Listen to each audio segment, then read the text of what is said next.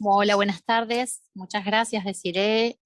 Muchas gracias al Museo de la Diplomacia y por supuesto a Mariel Lucero y a María Celia Costa. Realmente buenas tardes a todas y a todos, todes. Para mí es una alegría inmensa estar acá. eh, por varios motivos. En primer lugar, porque soy diplomática y en segundo lugar, porque soy la directora de la Mujer y Asuntos de Género. O al revés, en primer lugar, porque soy la directora de la Mujer y Asuntos de Género y en segundo lugar, porque soy diplomática. Sinceramente, mirando y transitando la carrera diplomática, la ley del servicio exterior y el ejercicio diplomático, independientemente de si uno es de carrera, una es de carrera o no, me parece que me parece como necesario señalar esta identificación que podría tener la carrera diplomática con lo que se llaman hoy las STEM o estas áreas del conocimiento, de la producción, de la investigación, que son altamente masculinizadas, que en general son las áreas que tienen más valor agregado, digamos, donde la técnica y las ciencias, las ciencias duras digamos, tienen una mayor prevalencia y que son lugares tradicionalmente excluidos o imposibilitados a las mujeres y que hoy perdura esa exclusión, digamos. O sea, pienso desde la nanotecnología hasta la metalmecánica, hasta la actividad aeroespacial, todas las actividades que implican un importantísimo valor agregado para la producción y que dejan de lado, digamos, o tienen una participación donde las mujeres tenemos una participación todavía muy, muy por abajo de la media del promedio de lo que correspondería para, la, para el, para que sea equitativo y para la proporción de la población en la que somos. En la carrera diplomática, la carrera diplomática y no solamente la carrera diplomática, sino la acción diplomática, tiene es igual de discriminatoria, digamos, tiene esta misma composición. O sea, hoy somos digamos, no solamente por lo que sería una discriminación horizontal de la cantidad de personas que somos, sino por lo que es una discriminación vertical. O sea, hoy somos un 35% aproximadamente de mujeres en la carrera diplomática, estamos hablando de la ley del servicio exterior del 63, 40, 60 años de la vigencia de la ley, pero la ley está, pero la carrera está pensada, por eso la asocio con los STEMs, porque está pensada desde el varón, está pensada para varones, está escrita para varones, habla de los funcionarios, habla de la mujer del diplomático, habla de las hijas menores, o sea, es una clara manifestación del patriarcado esta ley del servicio exterior que tenemos del 1963. Y desde ese momento hasta ahora, si bien ha crecido la cantidad de mujeres y hay algunas promociones que son paritarias, eh, como decía, somos un 35% de la población diplomática y no llegamos al 25% de las jefas de misión en embajadas y en consulados, sumando embajadas y consulados. Si no sumamos embajadas y consulados, se nos va un poquito más abajo el promedio.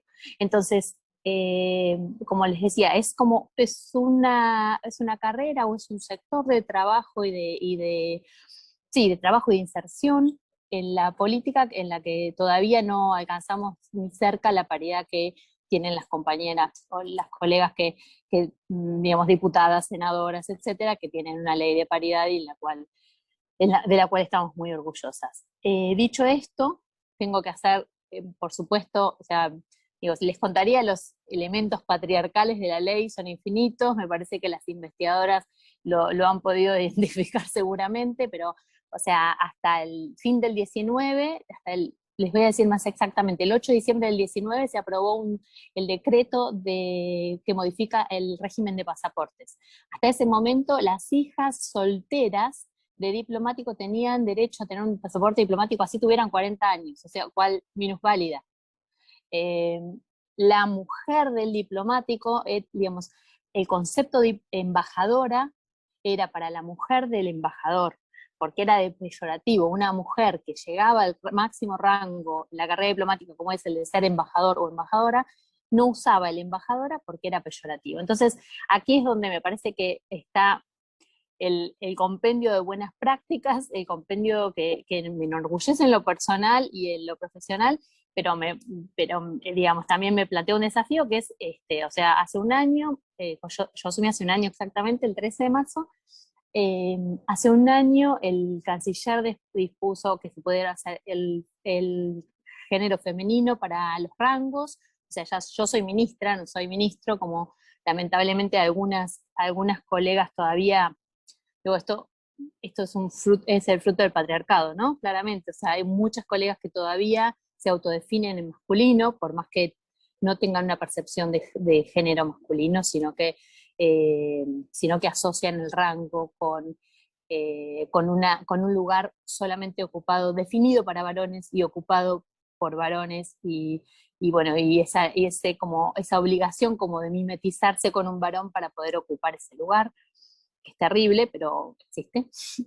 Pero bueno, desde ese pequeño gesto que podemos pensar hasta que fue el primer año, el 2020 fue el primer año en la historia del Servicio Exterior de la Nación que tuvimos un ascenso paritario. Tuvimos una felicitación del Senado de la Nación justamente por eso, porque las listas que presentó la Cancillería al Poder Ejecutivo, que el Poder Ejecutivo al Presidente de la Nación, que luego presentan al Congreso de la Nación, fue paritario.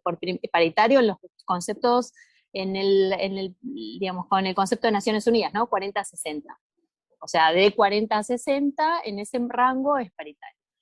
Y, digamos, o sea, hay muchos elementos, estamos, digamos, lo que, digamos, mencionó, presentó el canciller el pasado 9, en el acto del Día Internacional de la Mujer, el pasado 9 de marzo, también, que es relativo a la resolución que firmó el día 8, que tiene que ver con buscar mayores niveles de paridad en la representación argentina, no solo de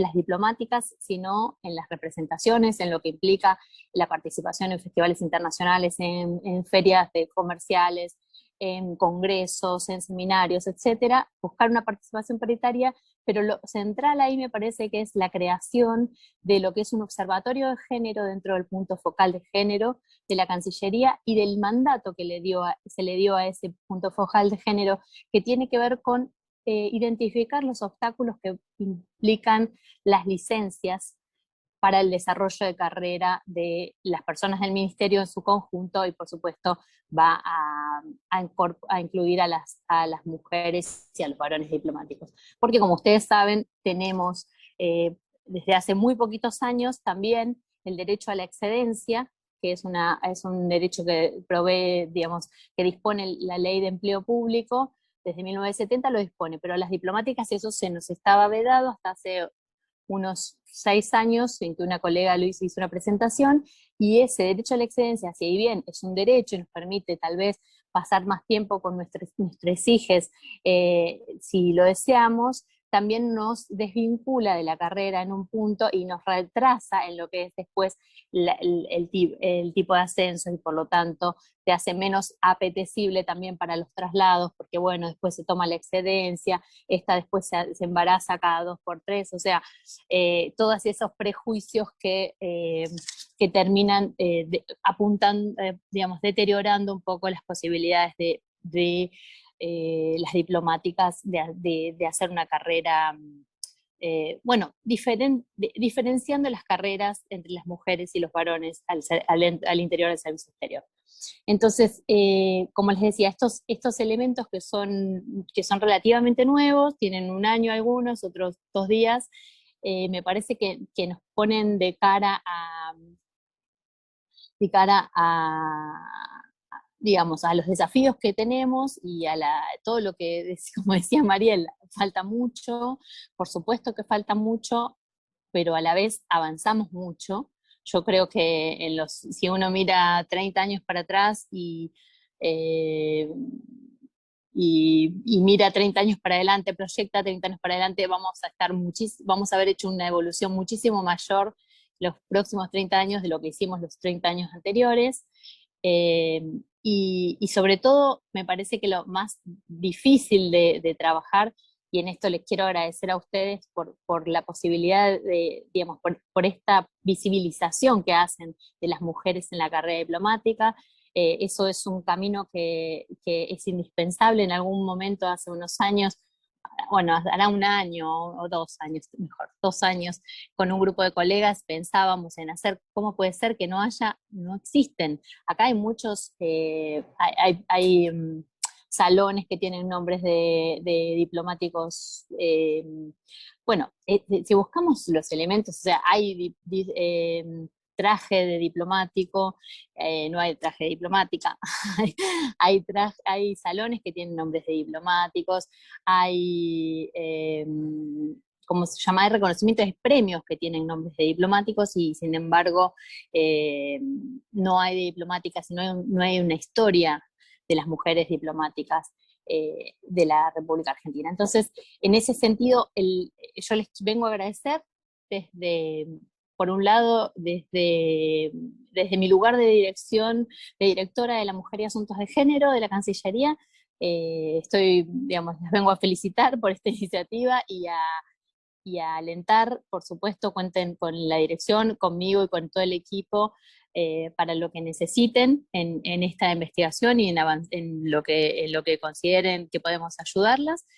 Y a la vez, como mujer diplomática, vengo a agradecerles, porque es así, es con estas visibilizaciones de las historias y de las dificultades que enfrentaron nuestras predecesoras, que vamos a poder eh, avanzar y vamos a poder, sí, avanzar y sobre todo consolidar los avances que vamos teniendo hacia una igualdad de género y hacia un reconocimiento del rol de las mujeres, en este caso en la carrera diplomática, pero en general en toda la vida social, política y cultural de nuestro país y del mundo. Así que, bueno, gracias y muchas gracias. Gracias, Ana. Bueno, nosotras estamos esperando seguir con nuestro trabajo para dar a conocer la historia de nuestras diplomáticas. Y bueno, acá está María Celia Acosta, con quien estamos coordinando a ver si podemos llegar a tener una sala de exhibición permanente con la historia de la primera embajadora argentina, que fue Ángela Romera Vera. Muchas gracias por tus palabras. Y ahora le voy a dar lugar a la secretaria de Extensión Cultural de la Universidad Nacional del Litoral, la magíster María Lucila Reina. ¿Cómo les va? Muchas gracias por la invitación. La verdad que para nuestra universidad es muy importante poner en valor la figura de Ángela Romera Vera. Pero además es de destacar que este museo, y con la iniciativa justamente de la Cancillería, es muy importante revalorizar el rol de la mujer en una función tan esencial como es la diplomacia para el desarrollo de un país. En nuestra universidad, en la oportunidad de cumplir 100 años, se propuso rescatar ciertas figuras que construyeron la institución, y en esa oportunidad fue que la profesora Estela Escarchófolo y María Celia Acosta, que está aquí presente, realizaron una investigación sobre la vida de Ángela Romera Vera. Ángela Romera Vera, además de ser abogada, fue docente, fue investigadora, extensionista, escritora, política, luego fue embajadora, pero todo eso bajo el manto reformista, lo que la constituyó una ciudadana modelo. Una ciudadana modelo no solamente en términos generales, sino también universitaria. Esta persona era una persona temperamental, era luchadora, era comprometida con los proyectos reformistas, con la democracia, con la inclusión social, con la educación para todos y todas, y principalmente era consciente del rol que la Universidad Nacional del Litoral, como universidad pública, debía tener en el desarrollo de la región, en el crecimiento moral y político de nuestro medio y del país. Esta persona fue una persona con vocación docente sólida, siempre a través del acceso igualitario a la educación, se terminaban las desigualdades de género. Ángela fue un ejemplo de mujer universitaria, participó de todos los estamentos y desarrolló con intensa pasión las 3 funciones sustantivas de nuestra universidad. No quiero abundar en mayores detalles porque luego María Celia va a continuar con lo que significó Ángela Romera Vera en nuestra universidad. Pero quiero destacar que fueron Estela Escarchófolo y María Celia Costa, con el equipo del Museo Histórico de nuestra universidad, los que realizaron este proyecto de investigación en el que se propusieron encontrar, hilvanar y recuperar las fuentes documentales que hoy nos permiten compartir parte de su trayectoria intelectual y social. Por último, y agradecer especialmente a las organizadoras por la invitación y por confiar en nuestra universidad y en este trabajo de investigación, quería finalizar con unas palabras de la profesora Romera Vera, que muestran una parte de sus firmes principios. Ella dijo: la libertad, como las monedas, tiene 2 caras. En una lleva el derecho y en la otra el deber, sin ser posible utilizarla suprimiendo uno de sus elementos. Muchas gracias nuevamente y espero con ansias de escuchar las intervenciones de las expositoras.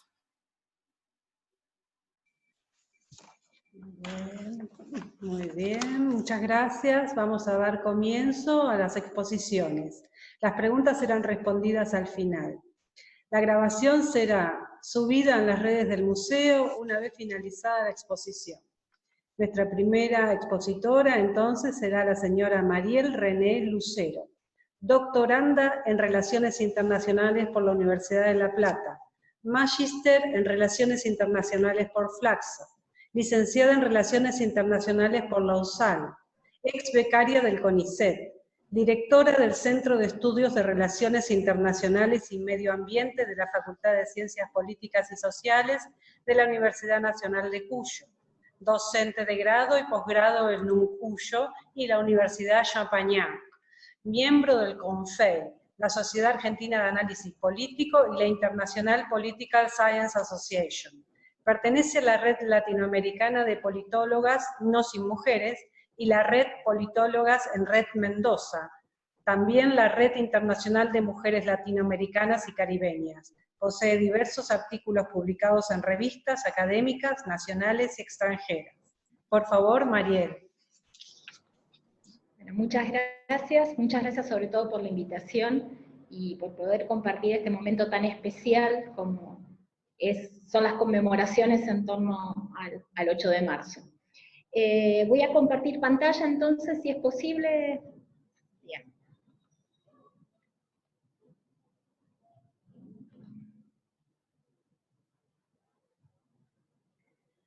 Bueno, mi exposición se llama Visibilizando a las funcionarias diplomáticas en la Cancillería Argentina. Y la composición, digamos, de esta exposición va a presentar hitos relevantes de la presencia histórica de las diplomáticas en la Cancillería. En una segunda parte voy a hablar sobre la representación diplomática descriptiva, sustantiva y los techos de cristal. Y finalmente sobre la generización y desafíos en la institución diplomática argentina. Me gustaría, antes de comenzar, hacer un comentario en relación a lo que exponía la ministra Serra-Bairose, que esta poca representación que tienen las mujeres dentro de lo que es la Cancillería, está asociada un poco a la imagen que existe, digamos, de lo público desde el Estado, es decir, la parte más pública del Estado en relación al mundo, en relación al sistema internacional, se encuentra tanto dentro de la defensa como dentro de la Cancillería, y es por eso quizás que estas áreas son quizás las más difíciles de alcanzar y de ingresar por parte de las mujeres. Bien. Entonces, comenzando con la exposición, voy a mencionar algunos de los hitos relevantes en la historia del Ministerio de Relaciones Exteriores, Comercio Internacional y Culto actualmente. Primero, me gustaría comentar que el Ministerio de Relaciones Exteriores en Argentina, desde sus comienzos, no presenta específicamente normativas que prohíban el ingreso de las mujeres, como sí ha pasado en otras cancillerías en la región, ¿sí? E incluso a nivel mundial. Esto simplemente para hacer el primer comentario. Podemos decir que dentro de los hitos más relevantes y asociados a las mujeres diplomáticas, el primero se encuentra en 1958, donde identificamos a la primera embajadora con misión permanente, que va a ser Ángela Romera Vera, perdón por el error. En 1963 tenemos la creación del Instituto del Servicio Exterior de la Nación, y esto es importante básicamente porque va a organizar el sistema de ingreso dentro de lo que va a ser el ministerio, va a crear las jerarquías, y esto le va a dar, y también va a formar a los futuros representantes diplomáticos. Desde ahí, digamos, afecta tanto a varones como a mujeres, pero sobre todo la importancia es este sistema de organización y normatividad que se va a crear. En 1989 lo que tenemos es la primera ministra de Relaciones Exteriores y Culto, que va a ser la embajadora Susana Ruiz Ceruti. Y también me atrevo a decir que es la primera vicecanciller en Argentina. En 1998 tenemos la creación de la Dirección del Área de Mujer, bajo el gobierno de Carlos Menem. En el 2001, una fecha relevante en esto de visibilizar a las mujeres tiene que ver con, es la primera vez que superan la cantidad de egresadas mujeres a los varones, dentro de lo que es el Instituto del Servicio Exterior de la Nación, ¿sí? En el 2010 tenemos el récord histórico de egresadas dentro de la Cancillería, mejor dicho, perdón, dentro del Instituto. Luego tenemos en el 2017 la elaboración del punto focal de género, el FOGENE, y luego en el 2020 tenemos como uno de los elementos quizás más visibles, volvemos otra vez con el tema de la visibilidad, la incorporación del lenguaje no sexista en los cargos. Hay muchas más, digamos, hay muchos más hitos, pero me parecía interesante a modo de visibilización, vuelvo otra vez a lo mismo, de tocar estos puntos. Entre las diplomáticas más destacadas en la vida del ministerio podemos encontrar a Ángela Romero Vera, que enseguida van a exponer las profesoras que ya han sido presentadas.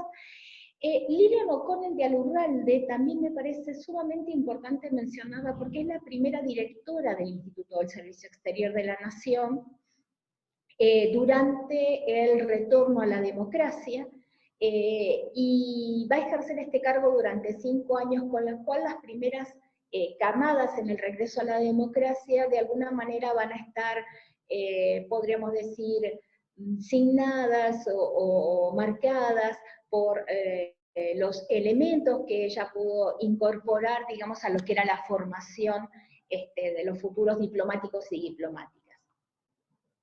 Por otro lado, tenemos, como había mencionado, a la primera ministra de Relaciones Exteriores y Culto, y como les mencioné también, primera vicecanciller, Susana Ruiz Ceruti, que por unos meses ejerció, digamos, el ministerio.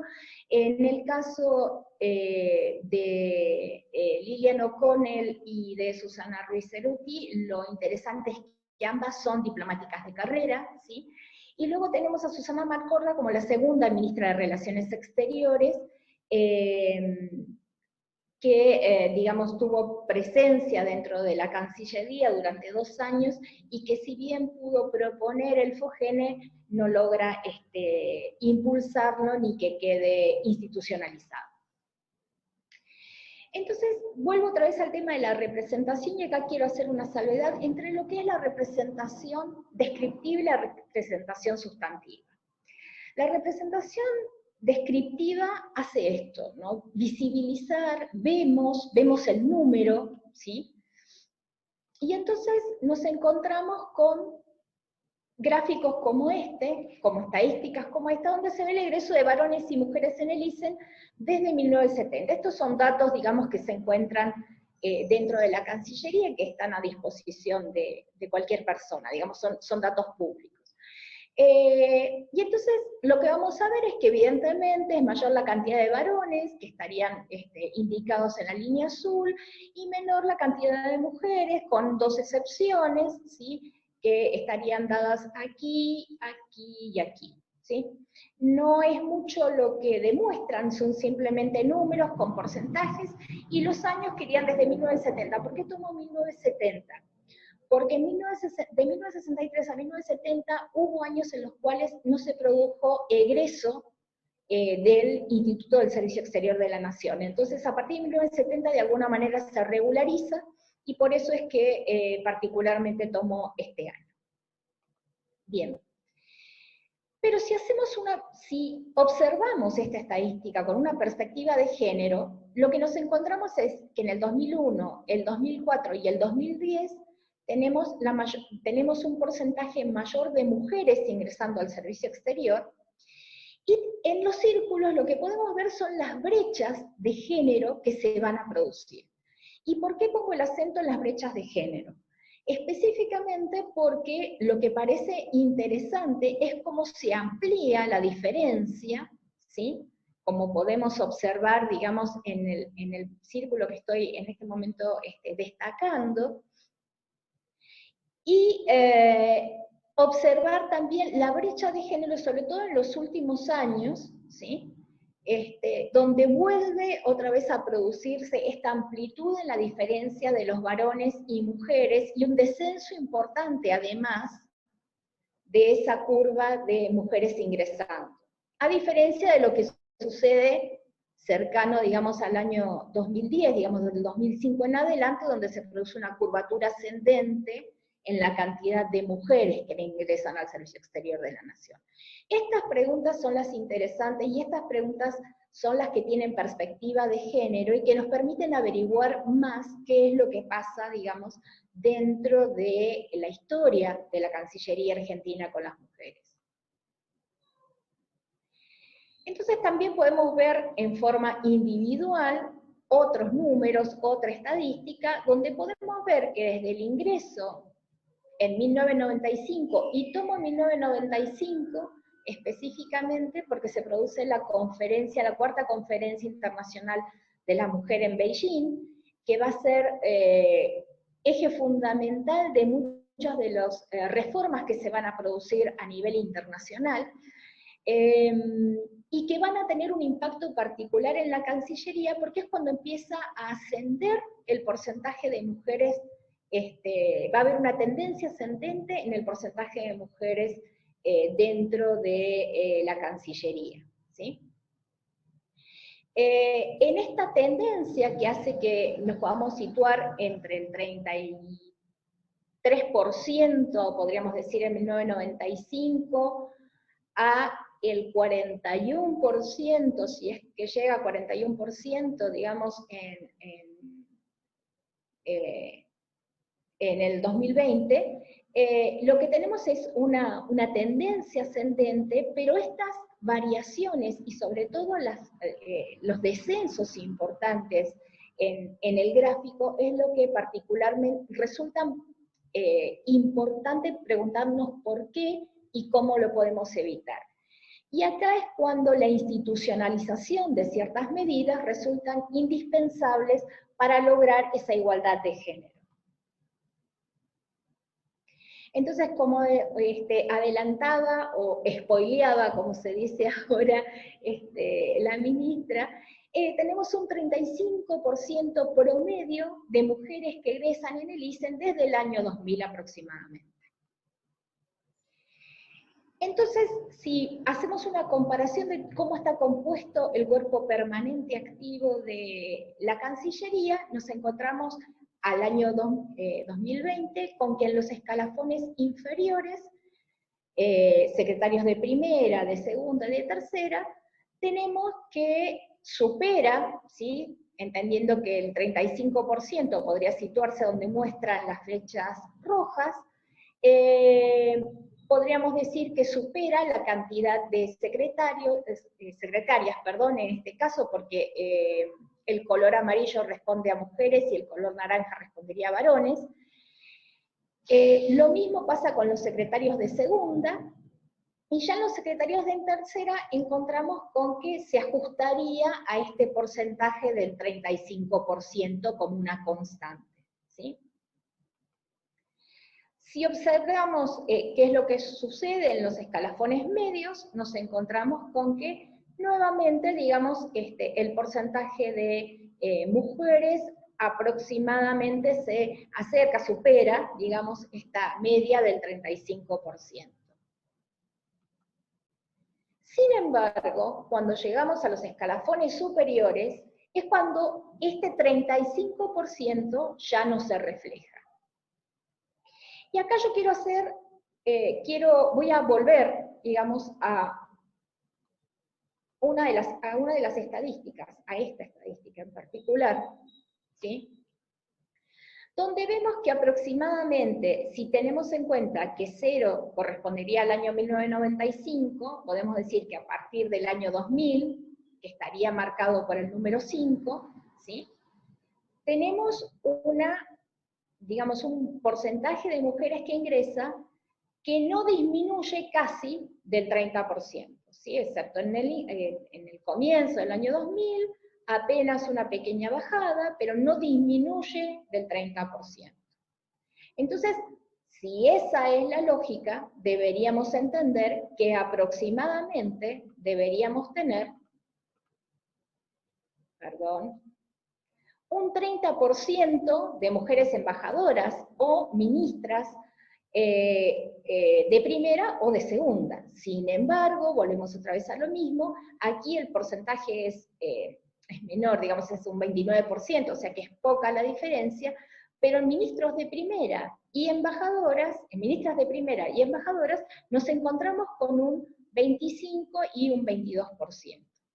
Acá nuevamente quiero hacer una salvedad que estamos hablando de los escalafones. No estamos hablando de los cargos específicamente asociados a los destinos o a las jefaturas de misiones, ¿sí? Entonces, haciendo una pequeña síntesis, hasta acá nos encontramos que solo un 15% de mujeres diplomáticas de carrera van a estar al frente de misiones, teniendo en cuenta que hay un total de 82 embajadas. Esta sería aproximadamente la distribución de estas mujeres en las distintas embajadas, ¿sí? Son 14 embajadas en las que se encuentran presentes, no aparece, o por lo menos no pude ubicar en esta aplicación el Vaticano, si no debería estar aquí marcado. Otra de las misiones es Naciones Unidas, que no está aquí, digamos, en este mapa, que no aparece representado en este mapa. Entonces, podemos decir que 1 de cada 12 diplomáticos son jefes de misión, y 1 de cada 26 diplomáticas son jefas de misión. Esto significa que solo la mitad de las mujeres en el escalafón de embajadores llegan a ser jefas de misión. Este es un número muy importante que es necesario reducir, y esto lo que viene a demostrar son los techos de cristal. Es decir, si venimos haciendo un análisis en donde los porcentajes nos tendrían que llevar a que se vea reflejado en 20 años el ascenso de estas diplomáticas, no se ve reflejado. Y tampoco se ve reflejado, o disminuye más aún, si tomamos la referencia de las jefas de misión. ¿Qué es lo que pasa? Esto, digamos, pensando en el exterior. ¿Qué es lo que pasa al interior de la Cancillería? ¿Sí? Con los cargos jerárquicos adentro del Ministerio de Relaciones Exteriores, Comercio Internacional y Cultura. Hacia el julio del 2018 nos encontramos que en los ministerios, jefaturas de gabinete y secretarías no hay ninguna mujer. Y que, como verán, las subsecretarías, las direcciones A y las direcciones en general, el porcentaje de mujeres es muy bajo. ¿Qué es lo que pasa a julio del 2020? A julio del 2020 vemos que se repite la ausencia de mujeres, ¿sí? En la jefatura de gabinete, en las secretarías, llegamos a la mitad, aquí empieza a modificarse, digamos, los porcentajes de la representación femenina. Sin embargo, en los cargos más altos asociados a la toma de decisiones, las mujeres nuevamente no aparecen. Y entonces empieza a aparecer, ¿sí? Esto es hacia el 2018 aproximadamente, si hay diplomáticas dentro del, escuchando la exposición, sabrán a qué me refiero con Me casé con la carrera. Me casé con la carrera es la aparición de una página, ¿sí? Que refleja en algunas de estas diapositivas, digamos, que seleccioné, comentarios que se hacen al interior de la Cancillería y que tienen tintes o rasgos, en algunos casos misóginos, en otros discriminatorios, ¿sí? En otros subalternizan a las personas con las que están tratando. Y marco la presencia de Me casé con la carrera porque creo que fue un elemento que colaboró mucho con la creación de la red de diplomáticas argentinas. Esto se va a producir el 27 de enero del 2020, donde más de 300 diplomáticas logran reunirse y presentar una declaración donde identifican situaciones de discriminación de género, donde muestran además una subrepresentación de muchas de ellas en los cargos más altos, y a partir de allí, digamos, ponen de alguna manera en vidriera o visibilizan al exterior de la Cancillería las situaciones de discriminación de género que se dan todavía al interior. Algunos de los aspectos principales visibilizados tienen que ver con cuestiones de paridad, tanto salarial como de ascensos, por ejemplo, cuestiones referidas al ámbito privado y o familiar, que terminan siendo utilizados como un obstáculo para el desarrollo de sus profesiones, cuestiones de discriminación y misoginia, de no participar en algunos ámbitos específicamente, cuestiones referidas a acoso y abuso. ¿Cuáles son los desafíos entonces que se presentan? Las deudas generizadas, como me gusta llamarlas, digamos, generizadas porque tienen que ver con el género, ¿sí? Cuando hablamos de género, obviamente, primero hablamos de las mujeres, pero también encontramos otras identidades disidentes, que muchas veces también son víctimas de estas normativas, y que afectan, digamos, su desarrollo profesional, e incluso varones cis que también, digamos, se ven afectados por algunas de estas normativas. Entonces, algunos de estos temas, para ver, para analizar, para superar, tienen que ver con la licencia por excedencia, un derecho que le corresponde a las mujeres y que sin embargo impacta en los periodos de ascenso adentro de la propia Cancillería, ¿sí? Otro elemento tiene que ver con la equidad en el puntaje en las instancias de ingreso al Instituto del Servicio Exterior de la Nación. Por ejemplo, sabemos que la última instancia de evaluación es el coloquio, y sin embargo el coloquio tiene un puntaje muy superior al resto de las evaluaciones por las que pasan, y justamente es específicamente en la evaluación donde se visibiliza quién es la persona que está rindiendo. Entonces, por un lado hay una discriminación en el puntaje, hay una discriminación que se puede aplicar, y una necesidad también de que la junta calificadora sea paritaria, ¿sí? No solo en la instancia de ingreso, sino en las instancias de ascenso también. Por eso aparece la paridad en la junta calificadora, ¿sí? La necesidad de establecer mecanismos para la protección de acoso y abuso, sobre todo en el exterior. Esto me parece Parte de esto que estoy exponiendo en este momento es, digamos, resultado de los estudios que he realizado para construir mi tesis doctoral, y en muchas de las entrevistas las situaciones de acoso o las situaciones de abuso las ponían muy vulnerables al no estar en el país. Entonces, me parece que es necesario el desarrollo de mecanismos para la protección de acoso y abuso en el exterior principalmente.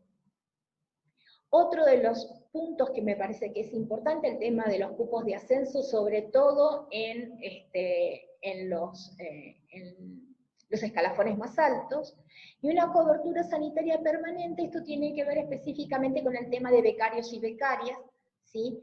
Que no están cubiertos totalmente en el sistema de salud. Hay muchos elementos más, pero estos elementos de las deudas generalizadas lo que buscaban visibilizar es que el tema de género no solo pasa por una cuestión numérica, pasa por otras instancias que afectan la vida privada, familiar, y el desarrollo profesional, ¿sí?, de las mujeres en la Cancillería. Entonces, para despedirme, me gustaría dejarlos con esta frase que dice: hay que realizar lo posible para alcanzar lo imposible. Es una frase de Simone Weil, es una francesa judía que sufrió un proceso de persecución, digamos, durante el periodo del Holocausto, y que luchó mucho por el tema de derechos humanos. Muchas gracias por su atención.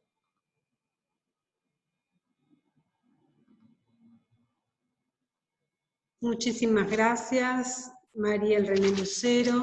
Ahora le vamos a dar paso a María Celia Costa, profesora en Ciencias de la Educación por la Universidad Católica, doctora en Educación, profesora universitaria, investigadora de FADU-UNL en el proyecto Laboratorio Ciudadano de Narrativa Transmedia con orientación para la acción educativa y social.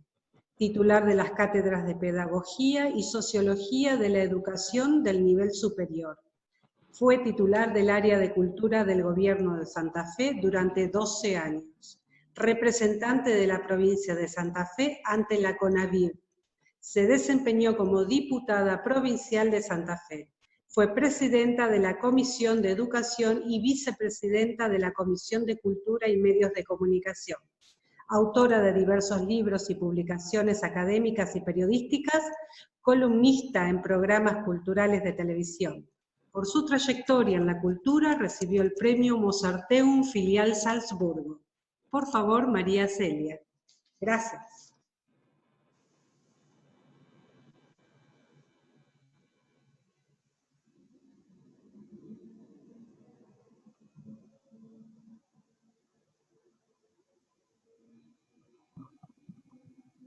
¿Me oyen ahora? Sí, sí, bien. Bueno, muchísimas gracias nuevamente. Gracias a la ministra Ana Emilia Sarabairuz, a la directora o responsable del Museo de la Diplomacia Argentina, la licenciada Desiree Chaure,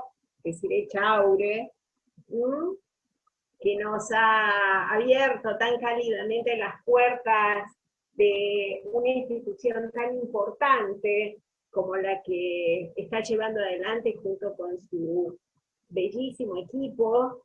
Y también quiero agradecer especialmente a la Secretaría de Extensión Cultural de la Universidad del Litoral, a Lucila Reina, a Rocío Jiménez, a todo el personal del Museo Histórico, que dirige mi queridísima Estela Escarchófolo, y el equipo de investigación, Milagros Carrazón y Evangelina Andriosi y Caua Martínez, que colaboraron para el libro Ángela Romera Vera, la lucidez de una intelectual reformista, salga con un formato espléndido, tanto en papel como en la versión digital, que está disponible en la plataforma ISU.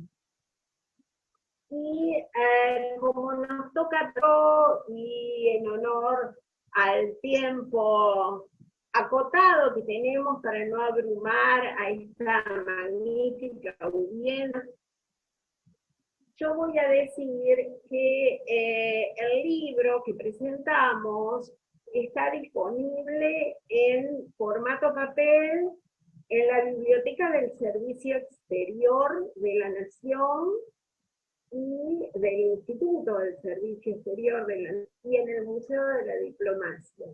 Pero también lo pueden consultar de manera virtual, como les dije recién, en la plataforma Issue. El libro surge de una investigación que hemos realizado desde hace años, recuperando documentos muy valiosos y fragmentarios que nos han permitido, junto con testimonios orales y búsquedas que hemos hecho en distintos ámbitos, recopilar un trabajo muy valioso que en mi caso está planteado específicamente desde mi especialidad, que es la relación entre la pedagogía y la pedagogía universitaria con la estética y la política. Aspiramos a que esta obra, en realidad, sea una plataforma para abrir nuevas investigaciones de una serie de temas que están pendientes.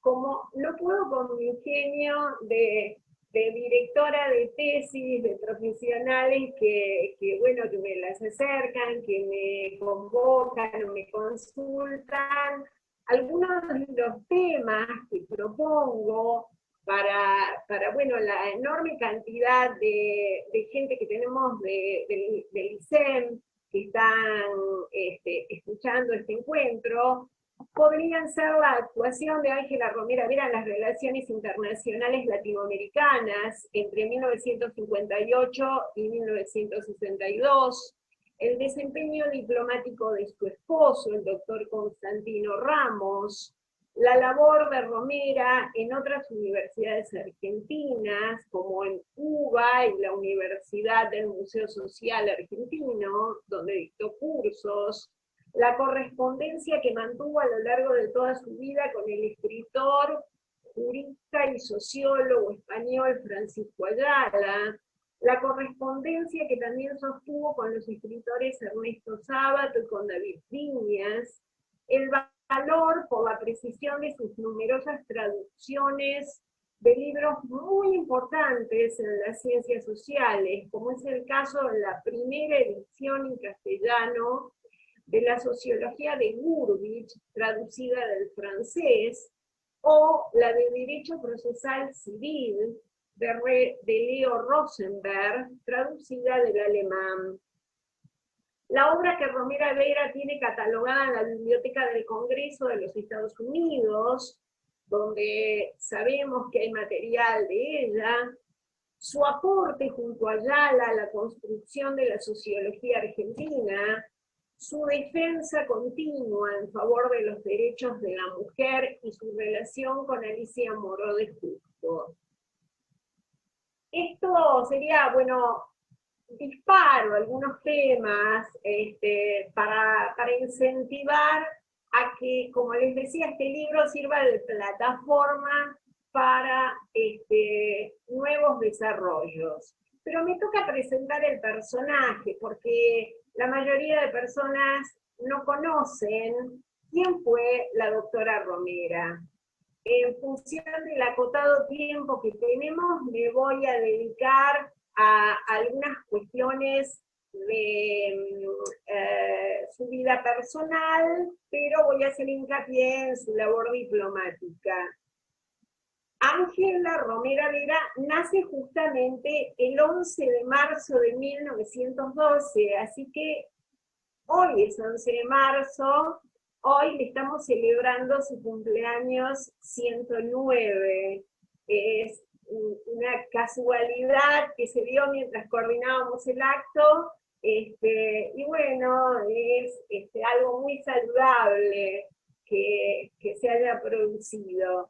Nace en el seno de una familia de origen español, propietaria de campos en Córdoba y en Santa Fe. estudia en España, en la España republicana, en la Escuela Normal de Soria de la Universidad de Zaragoza, ingresa como maestra, y en la Universidad Central de Madrid, que es la hoy Complutense, se recibe de licenciada en Derecho, con mención de honor por sus calificaciones. Es la única mujer en su corte que tiene esta condición. Todo ello lo hace no sin dejar de volver regularmente a la Argentina. En aquellos años convulsionados de Madrid, Ángela vive en la residencia de María de Maeztu, que además, bueno, recordarán que María de Maeztu se tuvo que exiliar, vino a la Argentina y la recibió Victorio Campo. Ella en esta residencia que operaba como un centro cultural de irradiación y de debate muy activo, trató muchísimo a Ramiro de Maeztu, que durante la República Española tuvo una importante participación política, y a figuras de la talla de Ortega y Gasset, Zubiri, Posadas, Jiménez de Azúa, Miguel de Unamuno, que además fueron sus profesores en la universidad. Fiel al estilo intelectual de las primeras décadas del siglo XX, Romera, con 20 años, frecuenta el París de Sartre, de Simone de Beauvoir y de Merleau-Ponty. Solo basta leer algunas memorias de Beauvoir para, bueno, respirar este ambiente, ¿no es cierto? Y hay que tener en cuenta que en esta época son muy pocas las mujeres que participan en el mundo académico y universitario. En 1936, tiene 24 años y ya es profesional, se instala de modo definitivo en la Argentina, donde reside alternativamente entre Santa Fe y Buenos Aires. En la UNL, nuestra universidad santafesina, revalida su título de abogada y poco después obtiene el doctorado en Ciencias Jurídicas y Sociales, con calificación sobresaliente, y dirige su tesis Francisco Ayala, que en esa época había tenido que exiliarse de España. Así, Ángela se especializa en filosofía del derecho y en sociología, y a partir de entonces va a desarrollar una acción política constante. Estela Scarciopolo la define en nuestro libro como abogada, docente, investigadora, extensionista, escritora, política, embajadora, reformista y modelo de ciudadana universitaria. Hasta aquí la cita, que recuperó también Lucila Reina. Desde 1940 desarrolla una intensa actividad universitaria y social, no solo en la UNL, donde ocupó cargos importantísimos y obtuvo sus cátedras por concurso, sino también en Paraná, Rosario y Buenos Aires. A la par, administraba los campos familiares y ejercía una importante acción política en pro de los derechos sociales y de las mujeres, sumándose a las voces de las sufragistas. Expone en congresos nacionales e internacionales sobre estos temas, con ponencias muy provocativas, publica una profusa obra jurídica y sociológica, y en los años 60 se integra al CONICET. Su progresismo y su espíritu abierto la relacionaron por razones de trabajo y lazos de amistad profunda que se mantuvieron a lo largo de los años con gente como José Babini, Italo Luder, Victoria Ocampo, María Rosa Oliver, Alicia Moró, Ernesto Sábato, Bioy Casares, Borges, David Viñas, el mismo Francisco Ayala, con quien va a mantener una relación afectiva muy especial, que duró a lo largo de toda la vida de ellos, y que ameritaría otra conferencia. Y con los jóvenes, Fernando Birri y Francisco Pacurondo, a quienes quiso como hijos. En lo que atañe a la labor educativa de Romera, podríamos hablar largamente de su actividad académica de vanguardia, en la que generó una renovación pedagógica y didáctica sin precedentes. Pero en función del tiempo quiero destacar que a Romera se le debe la introducción de los medios audiovisuales aplicados a la enseñanza universitaria desde la década de 1940, o sea, medio siglo antes de la irrupción de las TICs, y la creación del Instituto de Cinematografía de Santa Fe, el Instituto de una obra de Romera.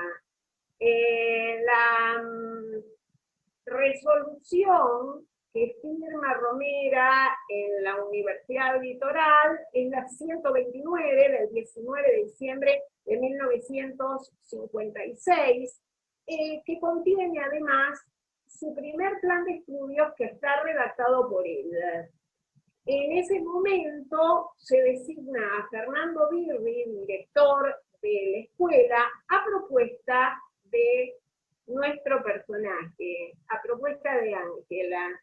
Fernando Birri tenía en ese momento 30 años y acababa de llegar de Roma, donde había estado trabajando con Cesare Sabatini, junto con De Sica y Visconti, en el movimiento neorrealista italiano. En cuanto a la acción de nuestra Ángela como mujer política, yo quiero detenerme un minuto para reflexionar con ustedes que haber hecho política en aquellos momentos de la historia del país conllevaba riesgos de cesantías, cárcel, exilio e incluso de muerte. Riesgos que felizmente hemos ido superando a partir de la finalización de la última dictadura militar. Considerando todo este marco, hay que señalar que desde 1936 participó como miembro y como abogada de la Unión Argentina de Mujeres, presidida a nivel nacional por Victoria Ocampo.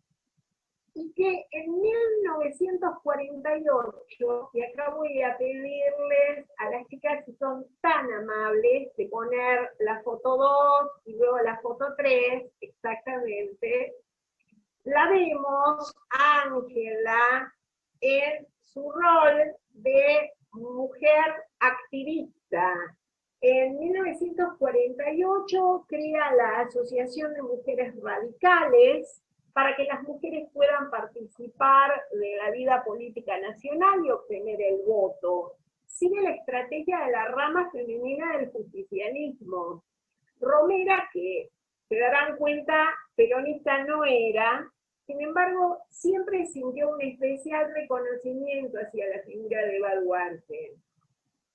Más adelante, producida la escisión del radicalismo, milita en la Unión Cívica Radical Intransigente, en la UCRI, que lideraba Arturo Frondizi, y es elegida como vicepresidenta del Comité Nacional del Partido. En esos años, como les decía, es activista, la vamos a ver ahora en la foto próxima en una tribuna, y es digamos, activa, concurrente y organizadora de distintos meetings en plazas, en donde enfrentan, junto con las mujeres que la acompañan, la represión policial propia de la época. 20 años después, ella se va a reafiliar a la UCR para apoyar la vuelta a la democracia y la candidatura de Raúl Alfonsín. Voy a cortar aquí para pasar, insisto, en virtud del tiempo que es tirano, a su labor como embajadora argentina extraordinaria y plenipotenciaria en misión permanente entre la República de Panamá. En ese cargo se desempeñó desde 1958 hasta 1962, convocada por el presidente Arturo Frondizi, que la invita a su casa, se lo ofrece en su propia casa, junto con su esposa Elena Fagionato. Hay que decir que con Frondizi, también con sus hermanos, Ricieri y Silvio, Ángela Romera compartió un mundo intelectual y universitario de gran riqueza. Más allá de las legítimas cuestiones sobre aspectos constitucionales o económicos que pueden formularse sobre el gobierno de Frondizi, es posible y preciso señalar que quienes se especializan en ciencia política y en historia coinciden mayoritariamente en que Arturo Frondizi, alineado con los valores del humanismo occidental y con el pacifismo, procura desarrollar la producción, la ciencia y la tecnología, insertando al país en un contexto internacional y particularmente latinoamericano a partir del intercambio bilateral. Con ese propósito realizó numerosísimos viajes y una gira por América Latina, con la intención de crear un mercado común. Apoyó junto a Brasil la operación panamericana y también la, diríamos, polémica Alianza para el Progreso que impulsó Kennedy. Esa necesidad de cooperación internacional abrió nuevas vías en las prácticas diplomáticas argentinas, en las que el canciller Carlos Florit tuvo un papel muy singular. En consonancia con estos postulados, actuó Ángela Romera en Panamá, en una época caracterizada por fuertes tensiones provocadas por la Guerra Fría y por el temor constante a una ofensiva nuclear. Hay que considerar que Panamá, en estos años, se encuentra en un enclave histórico estratégico por su relación con los Estados Unidos, que tenía el control absoluto y territorial sobre el canal, y por su proximidad con Cuba y evolución de Fidel Castro. Sin embargo, Frondizi desafía el clima de la Guerra Fría y concreta por primera vez acuerdos con la Unión Soviética. Es el primer presidente argentino que se entrevista varias veces con Eisenhower y con Kennedy, y recibió en Buenos Aires a Castro y a Guevara, líderes de la Revolución Cubana. Durante el mandato de Romero produce en Panamá una invasión de 400 a 500 militares cubanos que desembarcaron para desestabilizar al gobierno y producir un levantamiento popular. Este intento se disuelve en unos días, pero reclamó la mediación activa del gobierno argentino. En toda esta historia, Romera Vera se muestra como una política ejemplar, que encara con determinación estas negociaciones. Y paralelamente lleva la voz universitaria al campo de la diplomacia. En 1958 se realizó en Chile la primera conferencia latinoamericana de extensión universitaria. Romera participa y apoya la conformación de una unión de universidades latinoamericanas en vínculo con UNESCO y con OEA. Participa de la primera conferencia latinoamericana de Derecho, llevada a cabo en México en 1956. Allí la designa miembro de honor de la Asociación Nacional de Abogados de México. De hecho, fue un nexo entre los intelectuales argentinos con Panamá y con otros países de América Latina.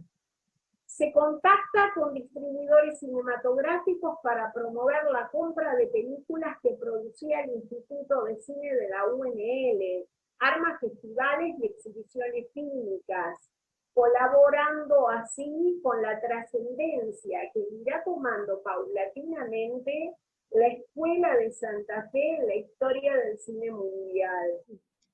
María Celia, María Celia, ¿sí? Ya habría que ir cerrando por el tiempo. ¿Cómo no? ¿Sí? Voy avanzando en la siguiente fotografía. Okay. Sí, voy redondeando. Decía que genera un intercambio con artistas de la región y de otros ámbitos de América, apoya la Mesa Redonda Panamericana de las Mujeres en Panamá, junto a Ernesto Sábato, que es director de Relaciones Culturales de la Cancillería, organiza muestras permanentes de pintura, cerámica, música, literatura, cine, periodismo, y también arma stand argentino en la Feria del Libro. Entre 1959 y 1960 organiza en la Universidad Nacional de Panamá los cursos sobre América Latina como posible unidad político-jurídica, con una temática que aún hoy sigue siendo actual, ¿no? Y los posibles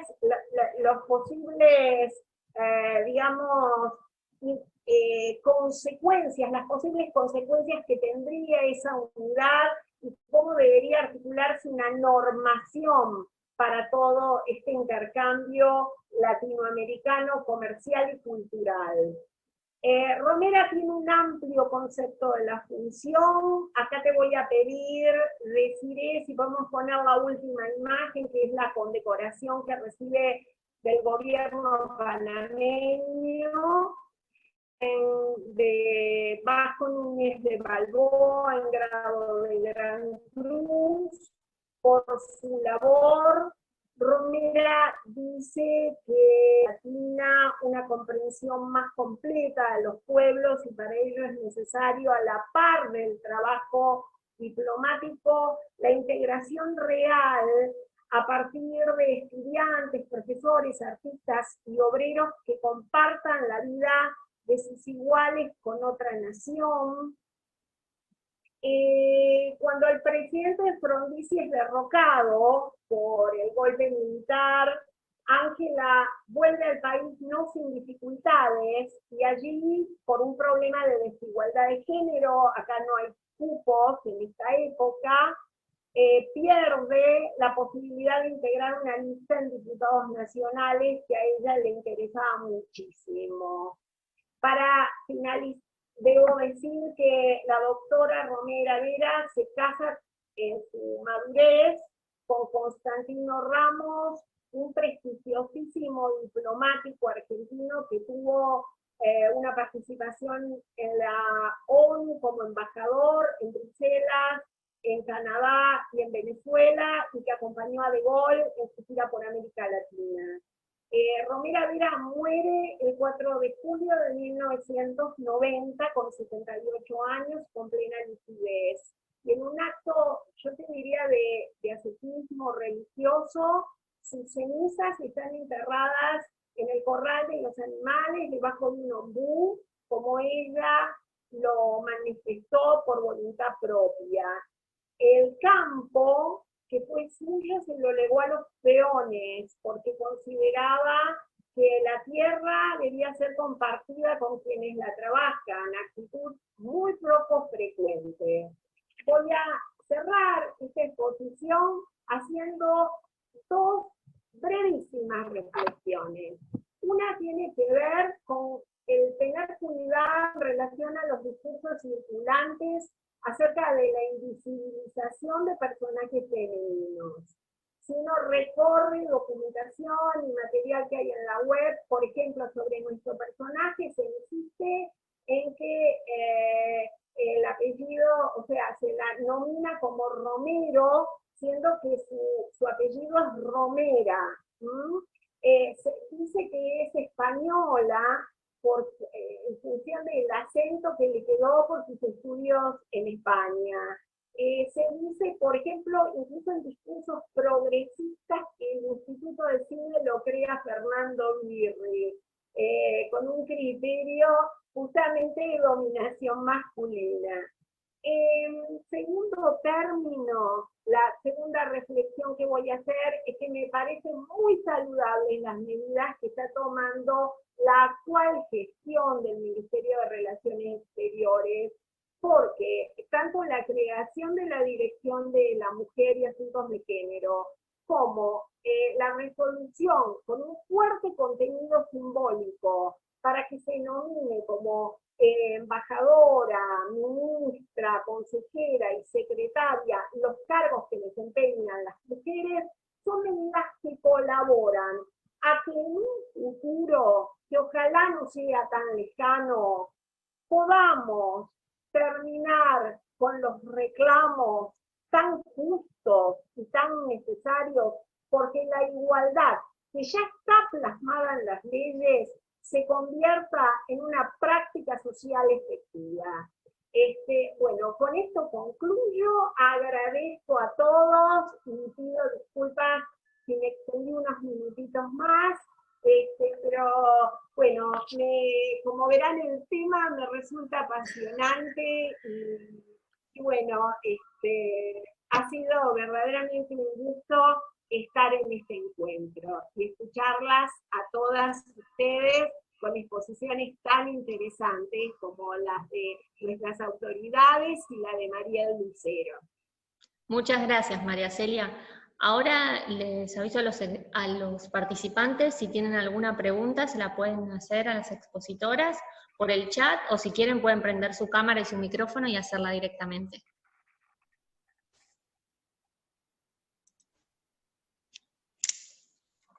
Ok, no sé si alguien tiene alguna pregunta.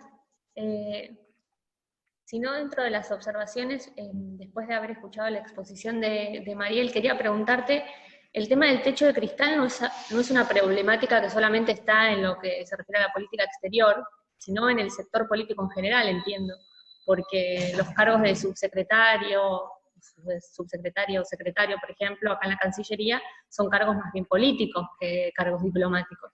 Y ahí tampoco vemos ningún puesto que esté asignado a una mujer. No sé si esto es así. Mira, lo primero para decirte es que el término de techos de cristal surge en el ámbito empresarial, ¿sí? Desde ahí viene y se traslada al ámbito político. Sí, es como vos decís, digamos, se ve reflejado en distintos ministerios, no necesariamente en la Cancillería.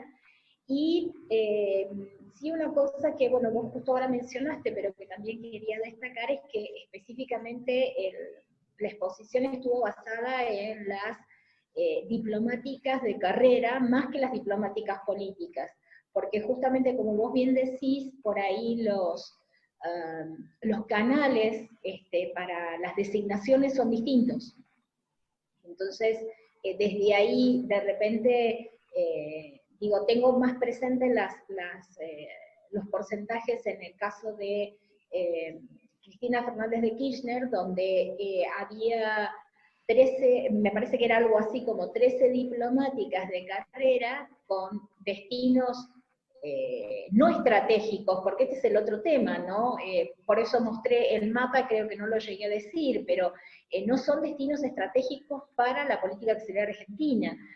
Canadá puede ser muy lindo, pero no es un destino estratégico.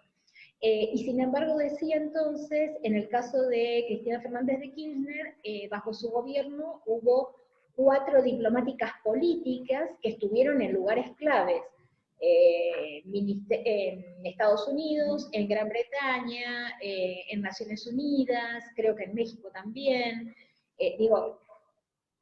Esto de alguna manera hace que estar realmente en los lugares de toma de decisiones. No es solamente la misión diplomática, era mucho lo que tenía para decir, tuve que acotar a un montón, pero la idea era justamente esa, ¿no? Destacar que no es solo el destino, no es solo la cantidad de mujeres, sino también la estrategia, a dónde son enviadas estas mujeres, a dónde participan, cómo continúa su trayectoria político-diplomática, ¿no?